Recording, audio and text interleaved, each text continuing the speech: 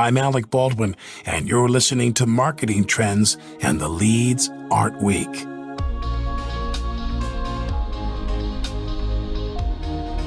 We hear all the time that marketers at their core are storytellers, and there's no better way to sell your product than to put a story behind it. But what if your product is not really a product? What if the product is simply just analytics? How do you brand that experience? Jim Sinai was presented with that very challenge when he helped launch Einstein, Salesforce's AI for CRM, and he said there were two key things that stuck out about that experience.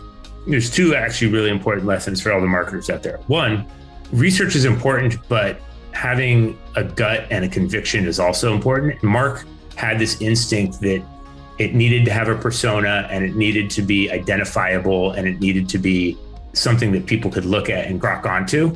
And the other was that you've got to pitch the story. You can't tell the story. When you're trying to sell someone on something that it's right or wrong, you can't just tell them why. You got to go into pitch mode as though you're selling the story to the press.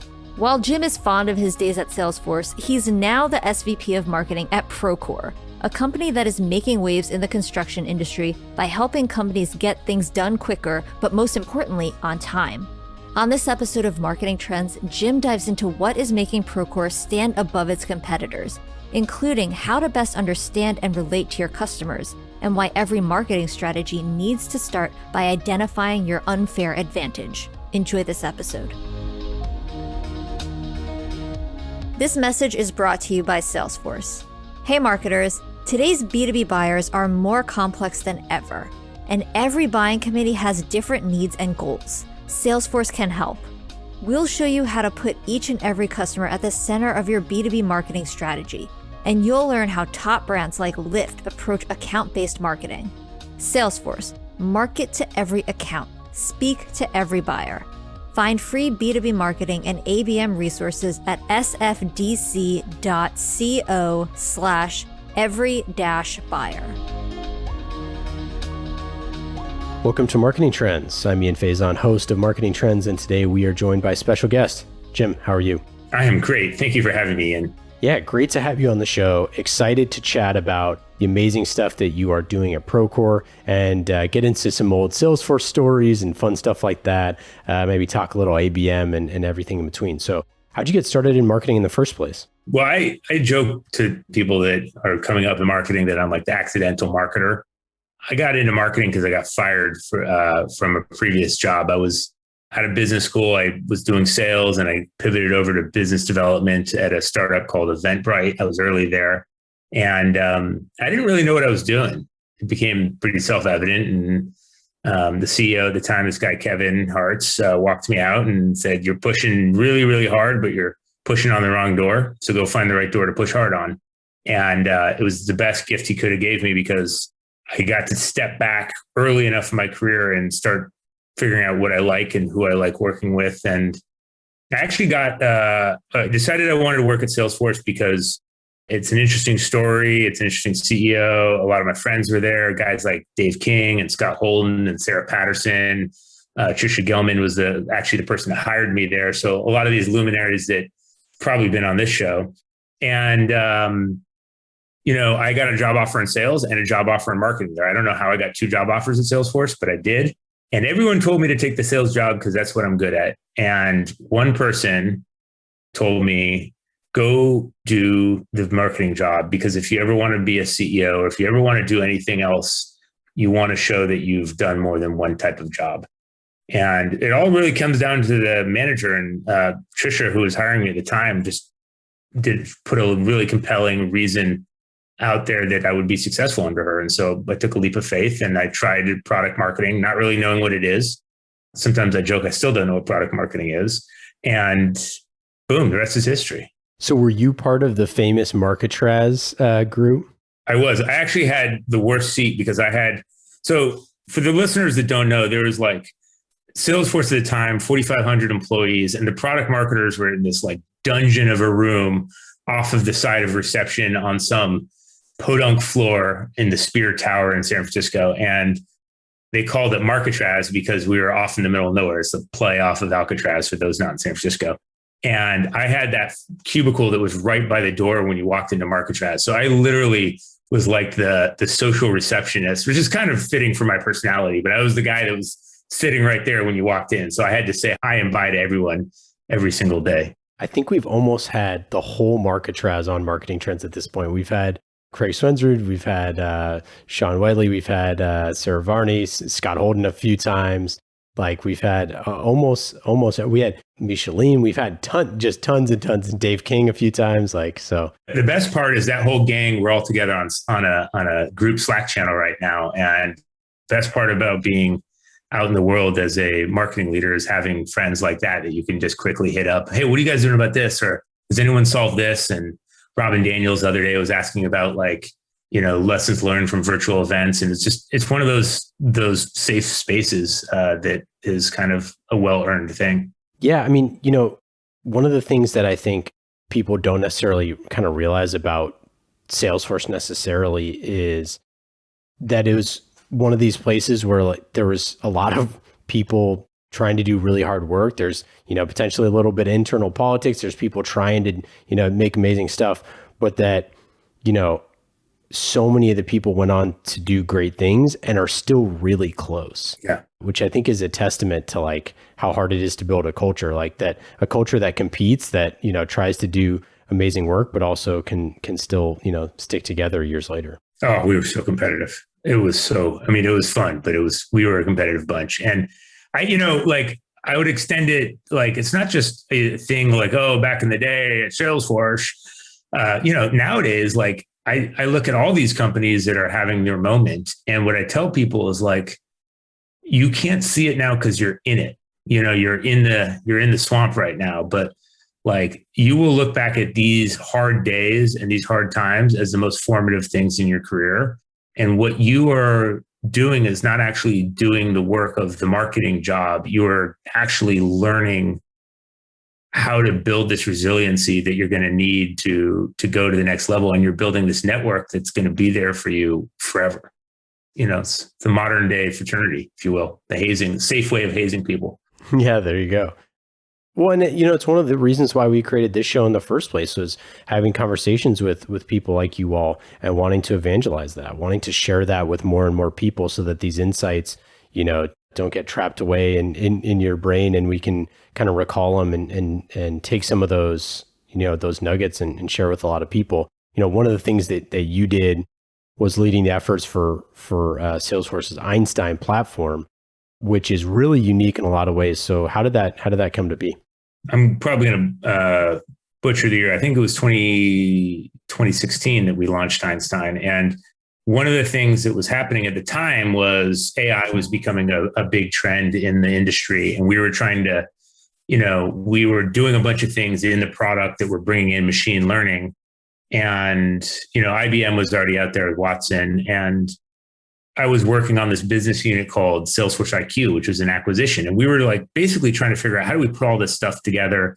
We were building a ground up machine learning platform for the data in the multi-tenant data in Salesforce. And Marc basically, gets all the credit for this. And I'll tell you the story why.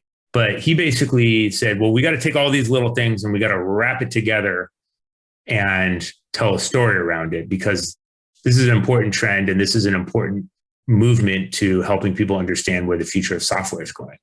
And, so he tasked us to go figure it out. And because of my role at Salesforce IQ and who I was reporting it to at the time, it was sort of my ball to carry forward. And I went out and did all the things that I'd been taught at Salesforce. You go talk to customers, you go do the research, you go listen.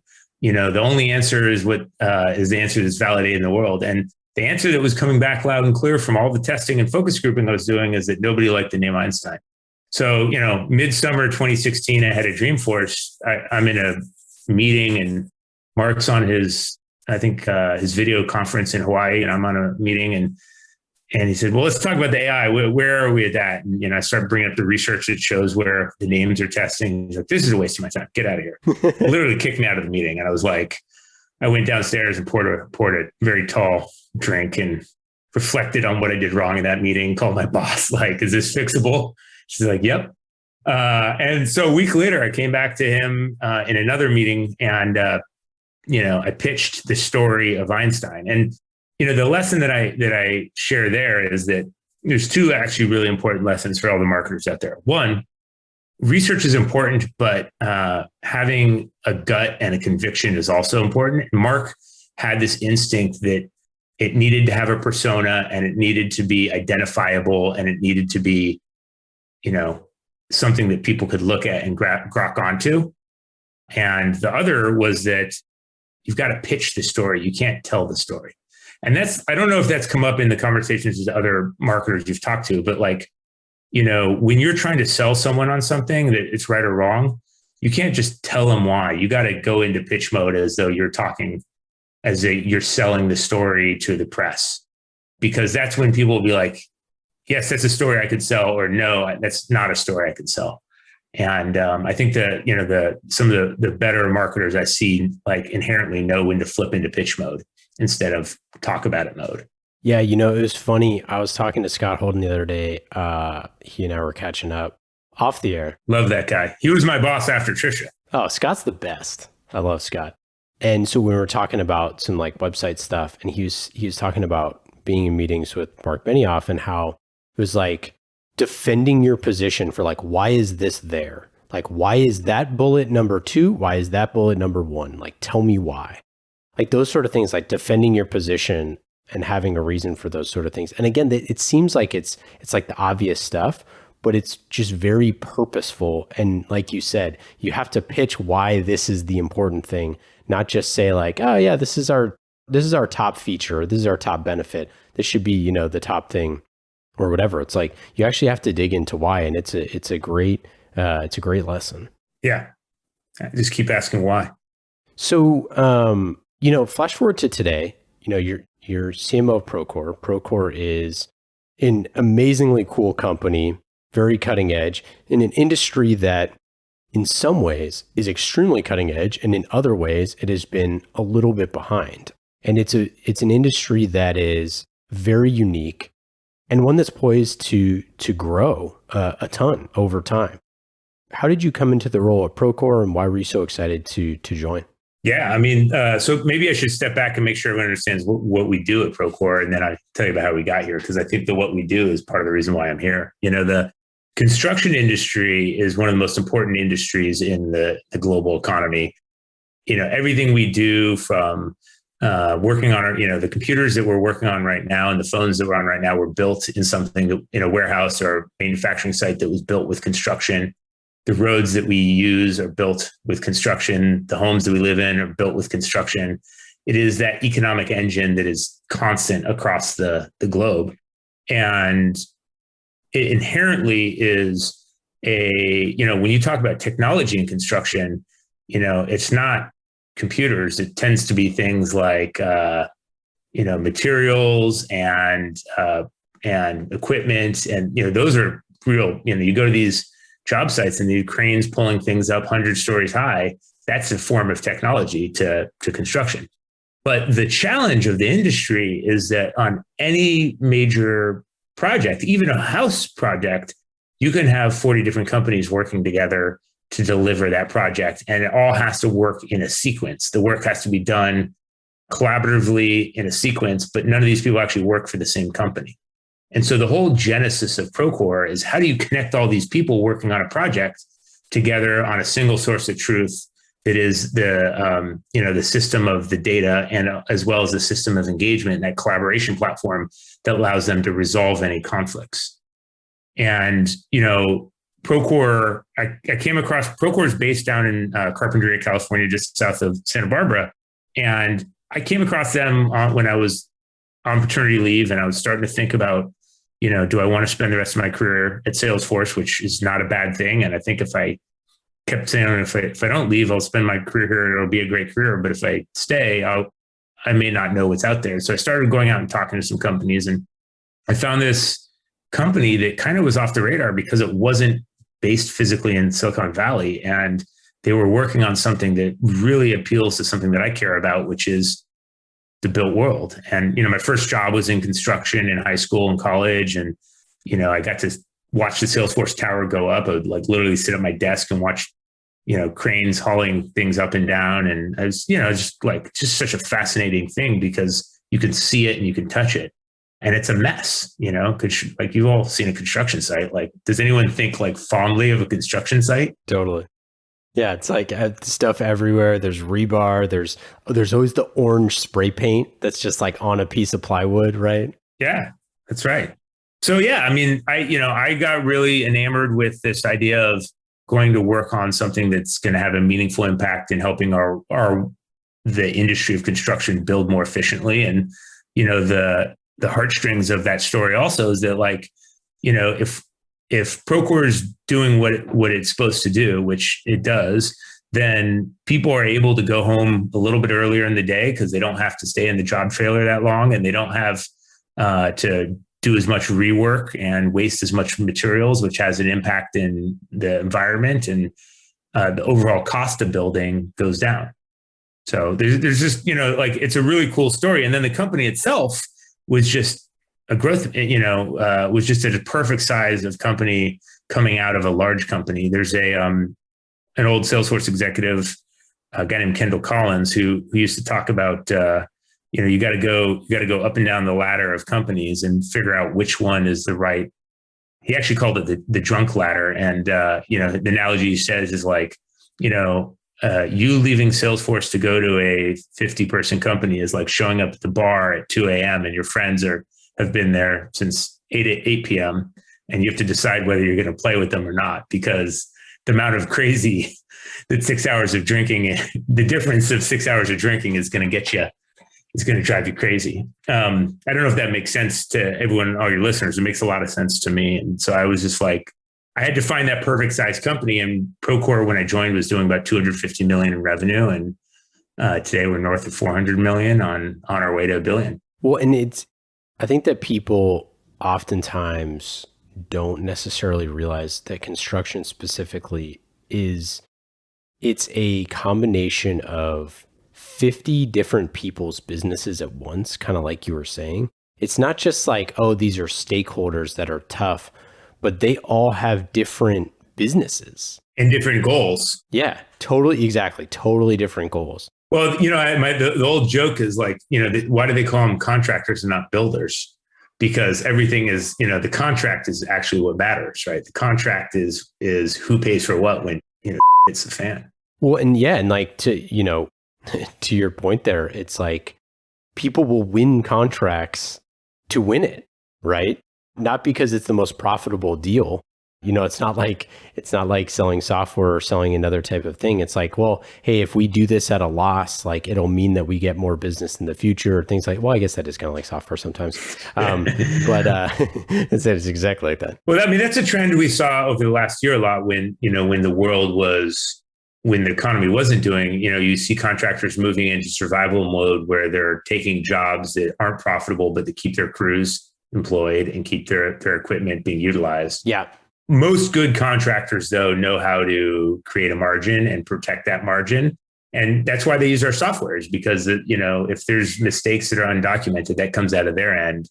But if it's a documented mistake and it's, the change order is signed off by the owner, then the owner pays for the change. And so that's, part of it is having a system of record that helps preserve their margins. Well, I think, and kind of where I was going with that is like this idea that transparency, that like a lot of these, not to go back to the Salesforce example here, but the same sort of thing that was happening for salespeople, back in the day, and marketing people and all these is like, there's just. I got a better analogy than Salesforce. It's prior to Bloomberg. Bloomberg is the original SaaS company, right? In the 80s, they were dropping T1 lines into their customers and selling a monthly service.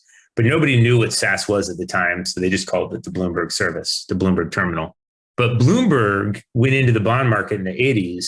And, if you've ever read Bonfire of the Vanities, there's these, it's all about bond traders and the amount of money they made on these fat spreads between bonds. And Bloomberg brought transparency to the buy side and sell side of that market through collaboration and data, and ultimately created thinner margins on bonds, which ultimately are better for investors and the over economy writ large. Yeah, it's funny. I did an interview recently with the head of flexport.org, but we're talking about like freight forwarding, sort of similar sort of an example where you have like all these different people, you're crossing like country lines, like all these things, but the complexity of all of these different people being on one platform with different motives and different ideas of success and different, all of that different stuff creates a picture that is extremely cloudy. And when we sell technology, we want it to be simple and fast and secure and like all these things. And construction oftentimes is not that way. So I'm curious, like, how do you think about marketing to these different personas, to these different groups of people that have such different agendas potentially, and to get them on the same page? Well, I think the first thing that's I think really important is to understand that we're vertical SaaS. And when you're doing vertical SaaS, the expectation is more than horizontal SaaS to speak the language of the industry. Totally. So my predecessor did a great job of really setting our brand up with the team to speak the language of construction. We hired construction people into the marketing group. We did events that were catered to them. We had a NASCAR sponsorship. We used a lot of humor in our marketing. We basically were really clear that we speak the language that you speak, and that first and forward, like, we care about construction. We care about you. We launched this Procore.org, and it was all about giving back to teaching construction software to people that are in school for construction management, as well as for doing continuing education for all the project managers out there that need their CE credits. And those are the kind of things that I think helped us show up as a partner. And then the other thing that we really focused on was really trying to be clear that we are not asking companies to change how they work to use Procore, but the Procore is built for how they work. And what I mean by that is, our team, the Procore team, is not just software engineers and marketers and salespeople, but there's also a bunch of construction professionals that work here. And we really went after, like, well, what is the problem? Like, how do they do their job today? And where are the pain points? And we took this really analog workflow and digitized it. And literally didn't try to change it, just digitized it. And that process helped us show up that, like, hey, we really understand how you work, and that adopting us isn't going to be a change in how you work. And then the last thing that the team did, and again, this is stuff that preceded me, is really leaned in on total customer experience. And so when you buy Procore today, we implement you for free, regardless of how big you are.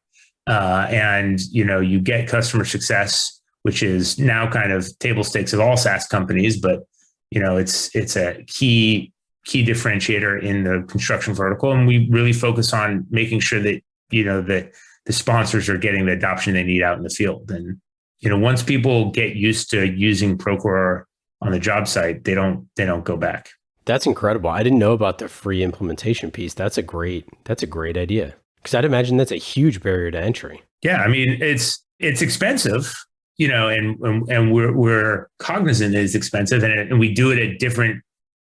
We have a scaled out program for down market, and then as you go up market, becomes more bespoke. But if you're gonna spend all this money to acquire a customer and not make sure they're successful from day one, then you're putting a lot more risk on that recurrent revenue, right? And the holy metric of SaaS companies is that net retention number. So if you want to bias the net retention numbers, get that customer implemented and do it early. So did you oversee part of that, or the messaging around that, or was marketing involved in that type of the equation? We definitely contributed to it. I like to tell my marketing team that we run a stakeholder marketing group, which means that everyone in the marketing has a stakeholder that they're working to support. Yeah, that's cool. And so we have a customer marketing team, and their stakeholder is my peer, Gabe Miller-Smith, who's the head of customer success. And, they work with Gabe to identify what we need to market ahead of the sale about our customer value prop. And they also help create those onboarding journeys so that there's the right, welcome experience that gets rolled out to customers. That's really cool. I hadn't heard that. You always hear the, marketing has two customers, sales, and then your actual customers, right? But I love the idea that you actually have stakeholders within the company. I always feel like that the head of customer success never has the marketing ammo at their arsenal. Like you do at companies like Salesforce because it's like dyed in the wool that customer stories are like a currency. But for a lot of other companies, they don't necessarily have that. It seems like your company has a pretty clear DNA around telling customer stories. Yeah, I mean, there's two elements of customer marketing, right? There's like, what is the customer experience and the journey along the lifetime of being a customer, the onboarding, the sort of the maintenance of the customer, the cross-sell, the renewal. And then the other is the customer stories. And, the reason why cross-sell, why marketers and CMOs need to care about the customer marketing function is really because there will be an inflection point at any successful company where you're going to start getting more revenue out of your existing customers than you will out of your new logos. And that comes from cross-sell and upsell. And so you have to think about how are you creating the loyalty and the movement really around your customers. We do that at Procore we call our customers groundbreakers, right? We say that they're not just people in construction. These are people that are really trying to push against the status quo, that are, quite appropriately breaking new ground, which is an important phase of construction. And so we call them groundbreakers, and then we really try and orient everything we do both to new logo marketing and customer marketing on telling their stories. And the fun part at Procore is that, the one thing going back to those 40, 50 different companies that work on a project, the one thing they do all have in common is they are extremely proud of the thing that they built. They are extremely proud of that project. So it's not just telling stories about the companies, but what they built together as a team. So right now we have a story out there about LaGuardia. If you've ever flown to LaGuardia pre-pandemic, oh yeah, it's not a great terminal experience. And Skanska and Walsh, two of our customers, led a multi-billion-dollar rebuild of Terminal B, came in on time and under budget. And so, what we're trying to do in our marketing is put that project up on a pedestal and say, look at, you can build LaGuardia Terminal on time and under budget with great technology like Procore. That's rad. Raider Stadium, Allegiant Stadium in Las Vegas, built by McCarthy, and a joint venture with, I'm blanking on the other name. It's going to come back to bite me. But they came in under budget and on time. Ram Stadium in LA, under budget and on time, because people are using technology to work together. And these are iconic projects that you can point to. And, for my 5-year-old twins out there, I can tell them what daddy's working on by showing them things rather than talking about like ethereal software. That's so rad. I love that. I told a story one time for a different podcast that we did a whole story about the Empire State Building, about back in the day. Like, what's so amazing is back then, the thing that was so amazing about the building, other than being the tallest building in the world, is it was like way under budget and way early. And things like that, I just like find endlessly fascinating. And I'm a Raiders fan, so I definitely appreciate the beautiful building in Las Vegas there. Unfortunately, it's not in Oakland, but that's okay. But it's so amazing, that type of stuff, where I want to talk about a huge pain point in the industry is like, under budget, on time, or on time, on budget. Wow, that's a compelling narrative. Yeah, and when things go over budget, that's when people groan about infrastructure. That's when people groan about, oh, here's another bloated project, and people are lining their pockets with money, and it's a trust issue. And so if builders can live up to their word and deliver on time and under budget, they will be more trusted. So you all have such a clear brand and identity, and I know you invest in this, and it's something I want to talk about for a little bit. You call your customers groundbreakers. Your event is called Groundbreak. You have extremely clear personas and all that stuff. I know because I've worked with your team and Maliki and the amazing team on the creative side. Yeah, we have a really great creative team. Big props to them. Yeah, huge props to them for just exceptional work. And then all the other people, it's not just them, everybody in the organization that I've had a chance to work with, and Alea and everybody, it's just such a clear vision of who your customers are. And it's a very reverent respect to your customers and understanding of construction and all of that stuff. But I feel like some of that like stems from the fact that you have like a name for them, right? And like obviously you have, the Salesforce Trailblazers and you have things like that. There's other companies that do this, but like how important was it for you all to kind of like make that distinction and be purposeful about that? Well, I don't think it's a must, but I think it was a nice thing. And I think if you go back to like marketing 101 and you try and talk about, what are your unfair advantages in the world? You think about positioning your company. You start with what are your unfair advantages? And when we look at our unfair advantage, the one thing that we have in spades over all of our competitors is customer success. Mm-hmm. Our customers freaking love Procore, right? And so when I got here, I was really trying to figure out how to pull that thread. Like, well, our customers love us. And how do we get them, really winning is getting them to do the marketing for us. Because in this industry, like people buy because of referral, because of word of mouth, not because of we have a great sales organization, but let's be clear, like people buy Procore because someone else tells them that Procore is awesome. For sure.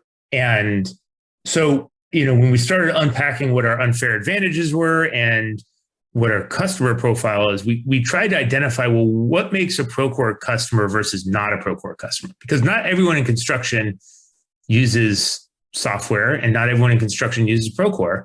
So, I was trying to find a way to get our team to articulate the gestalt, the emotional connection of our customer, and a way to really celebrate some of the, put it a different way, like just the crazy risk taking that it takes to be in this industry. And the thing I love about this industry too is that so many of the people that own construction companies are like original entrepreneurs. These are people that set out to build a business. They hustle blood, sweat, and tears. There's no secret sauce to building a construction company because everyone does it. And so it's really about having the guts to go do something and to be a little bit better than that next guy. And there's plenty of millionaires who started a construction company and made millions on their construction company. It's such a noble profession. And we wanted to figure out a way to elevate that and really tip the hats to the owners of the companies and the people that took big risks to bet on themselves. Do you think that anyone has ever told their stories quite the way that you do? Because I think about this a lot, obviously, like, making podcasts and all that sort of stuff. But I think about it a lot where, you interview people or you talk to people, or you write stories about people. And there's just so much, especially now, like, especially in the current culture where like a lot of media is like, every other headline is like Elon Musk, right? Because that's like what gets clicked on, right? I'm reading his biography right now. It's that man's amazing. It's incredible. But I'm so curious, like, do you think that, how many of those really successful entrepreneurs, like you mentioned, like one of my buddies in construction and the company that he works for, I'm like, I never see them. I never see glowing stories about them. I never see high quality videos. I never see any of that sort of stuff. And I'm just I wonder just like how special those folks feel when they get their stories told by Procore. I mean, what I've heard them tell me is the word goosebumps. Wow. Look, the industry does a good job of celebrating itself. Every state has a, association. Every trade has its own association, and they do awards, and the trade magazines do awards. They celebrate the projects.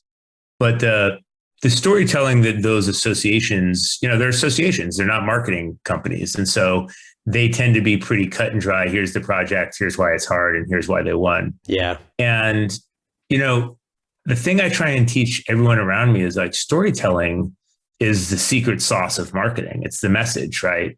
And storytelling is what makes the message memorable. And it's easy because all you need to have a great story. Do you know what you need to have a great story, Ian? No, tell me. You need a protagonist. Sure. The person, the project, you need the protagonist. You need a complication. Something has gone wrong. Something has become a challenge. You need some humor and some anecdotes along the way, and ultimately you need a resolution. And, you can tell any story and make it interesting if you have those four ingredients. And, the thing that I try and evangelize to my product marketers is don't try and teach the product, teach the stories around the product. Because if you can get the salespeople learning the stories, then they will learn stories faster than they will learn product. then they will have more comfort and confidence out in the world talking to customers about why Procore. Yeah, I mean, if Procore can help the Allegiant Stadium be, on time, on budget, then I'm sure they can help us, right? That's a lot easier to remember than like features and benefits, right? Like, but we have thousands of customers who, are small customers who, just do a few million of construction every year, who are not building stadiums. And that story is a different story. That's a story of the entrepreneur that gets to get to his kid's baseball game. Totally. Because, he can walk off the job site and know that, questions can still get to him, even if he's not on the job site, and he can still have visibility to what's going on. And that's a different type of story. Yeah. We talk a lot on this show about, the old, the Star Wars reference, right? Where it's like your customer is Luke and you are not Luke, right? Like you are the lightsaber. Like your product is the lightsaber, and your salesperson is Obi-Wan, right? It's like, yeah, you're not the protagonist. They are. You're just giving them one tool that's one part of their journey, but like the force is within them already, right? And I think it's an important thing to remember. The other thing that's really unique about construction is like at Salesforce, there's people whose whole job is to run sales operations, right? Or to run marketing operations. And these are people that are technologists by training and by trade. And CIOs are the ones that buy Salesforce, and they buy software by trade. People in this industry are not technologists in the sense that they care about software. So they needed it to feel simple and easy and work out of the box versus, we're going to give you a really powerful tool that you have to go build. So it's funny you say that. I did want to go back to the Einstein story for a second, as a parallel to this, because one of the things with Einstein is that it's not really a product. You can't buy Einstein. Well, there's no AI in the world that's a product. Yeah. So how do you think about marketing something that's like that, right? Is it different than a traditional product? Is it the same, or how did you think about that? Well, AI is a category of platform services. And like all platforms, whether you're selling developer platforms and developer services, or whether you're selling even application platforms like Procore, there's no secret that the two things that matter are use cases and customer success. So what we really zoned in on was like not talking about how the AI worked or why the AI was special, although we did do that in the technology circles to earn credibility. But we really focused on like, well, if we're saying we're AI for CRM, what does that mean? Well, it means that you can have lead scoring. It means you can have the right message delivered to the right person, and focused on what AI unpacks for the customer. And then we, paired that with the story of the customer that will get up and say why they're using AI to run a better story. And, we have AI in Procore application. And if I were to walk on a job site and talk about AI to a contractor, I would probably get kicked off the job site. They would probably be like, what the F are you talking about, dude? But if I go in and say, hey, one of the cool things about Procore is that we can auto tag all the photos you upload to Procore, so you don't need to worry about whether that photo is photo of a pipe or a ladder, like we do that automatically, or whether, we can figure out, like one of the things we're prototyping right now is how to take, when you do a punch list, you walk around and you look at different things, and how to use like natural language processing to really make taking notes on a job site easier. So there's a bunch of different applications across every software category for AI, and all AI does in software is reduce the friction, right? All it does is make the software easier to use, or organize the data that was unstructured into structured data so that you can score it, prioritize it, to, understand, what to do first. And so, it's the same thing that with Einstein that we're doing with Procore is we're just going right to use cases and talking about use cases, and when possible, avoiding AI. I love it. Okay, before we get into our lightning round here, I just wanted to open up any other favorite campaigns you've had over the years, or maybe a favorite learning experience from a campaign that didn't go so well. One of the campaigns I really just have a fond memory of is when we it's like way back early in my career, but it really was when we launched Salesforce One, which was just a rebranding the Salesforce platform. And it was actually very few features and just a way to change the conversation on our technology. And the thing that I loved about that campaign, and then I have another campaign I'll share because there's a different learning, but that campaign was great because we actually invested for the first time in my career that I remember in print assets. And it's kind of like a crazy thing to think about, like, oh, well, we're all marketers. We do everything digitally and the salespeople call people, but like, oh, wait a minute, we're going to create a printed brochure, which is a lot of work and it goes bad. It's like it's like more like fish than wine. It goes bad fast. And so, we created a bunch of printed assets and brochures so people could actually touch and feel the use cases of what you could build with the platform. And, ever since then, I've always been a big fan of direct mail and print leave behinds. Not so much now that we're not getting together, but there's something very nice about having like tangible pieces of marketing that people can, actually hand to someone in a meeting. Right. And then the other campaign that I would say the Groundbreaker campaign is a great one, but the best campaigns that are actually, I can't name a single, a single one that stands out, but like, I'll tell you what I look for in a good campaign is when you can get the marketers and the salespeople working the campaign together. Yeah. Because like you could measure a campaign just by form responses, right? And saying like, what we really care about is like, we care about them responding to the ad or to the landing page. But if you can get the salespeople talking about the campaign and pushing the campaign in parallel, that is money, right? I totally agree. When you see them link it up in that email signature box, you're like, I have struck gold. Yeah, and I think there's not anything that the listeners would know from the Procore, but there's a bunch of like, smaller campaigns we've run at Procore that have been very effective because we've gotten strong responses and the salespeople use it outbound. I mean, a good example, actually, that I'm thinking about it, like our recent ROI report that we put out, like gets a lot of responses out in the web, and salespeople love using it because, it's a door opener and a reason to call. I don't know if I would call an ROI report a campaign, but it's an example of a campaign tactic that I think works really well together. All right, let's get into our lightning round. These questions are fast and easy, just like marketing with Salesforce. You know this all too. I don't need to tell you, but everybody else can go to salesforce.com/marketing to learn more about marketing on the world's #1 CRM. That is Salesforce. Put your customer at the center of every interaction.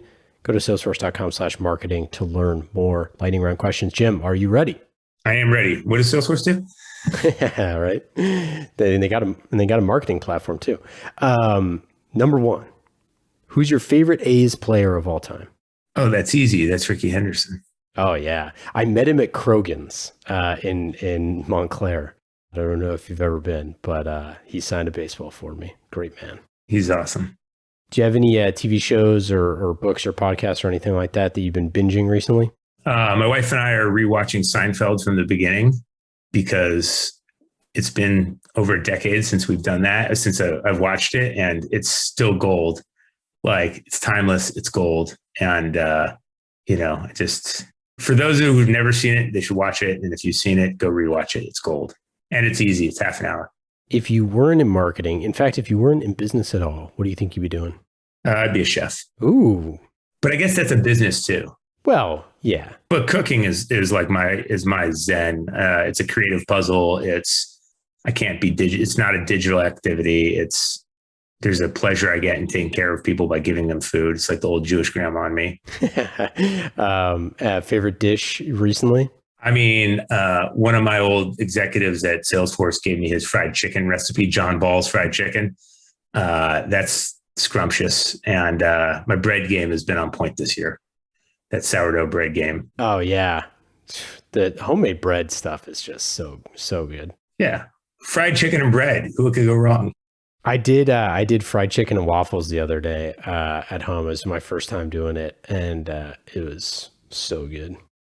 I miss fried chicken and waffles. That might be the thing I miss the most. It might be my first meal outside of quarantine when I can sit down. No, might be my go-to. What's your best advice for a first-time CMO? Well, I would say lots of humility and focus on trying to learn one or two things at a time. Don't try and be everything. The single most important thing I did when I got here was went out and hired a great leadership team. I have what I think is the best leadership team in SaaS marketing. And, you're only as good as your team. And hiring is one of the most important things you do as the number one. So making sure that you set the culture by hiring the right leaders is super important. And then, 2 years in, the thing that I'm really trying to learn that I wish I had focused on day one was I wish I had been a little bit more focused on planning the organizational rhythm of the business. I think it's easy to take for granted when you're at a large company like Salesforce, there is a rhythm of the business. And what I had to realize after 2 years is that it's actually my job to set the rhythm. It's my job as a CMO to set the rhythm of the business. When do we do our user conference? When are we planning? When are we doing research on personas? And so that's a big focus of mine right now is setting our operational cadence. That's a great insight. I have not heard that one before. That is a really good one. Well, Jim, thanks so much for joining. We really appreciate it. Obviously, everybody should check out Procore.com. Only if you're in construction. Well, no, if you're a marketer, you just need a good website to check out, some good copy and everything. Inspo. We're hiring, so small plug. If you're looking to get on a rocket ship, hit me up. Yeah. Anything else to plug? Any final thoughts? I've been doing a lot of career conversations this week because we're doing our annual focals, and the big thing I tell everyone is like, if you focus on learning one thing a year, over 20 years, you're going to be a freaking genius. So just don't try and learn it all in one go. I love it. Awesome. Thanks so much, Jim. We really appreciate it. Thanks, Ian. Marketing Trends Podcast is brought to you by Salesforce. Discover marketing built on the world's #1 CRM, Salesforce. Put your customer at the center of every interaction. Automate engagement with each customer and build your marketing strategy around the entire customer journey. Salesforce. We bring marketing and engagement together. Learn more at salesforce.com/marketing.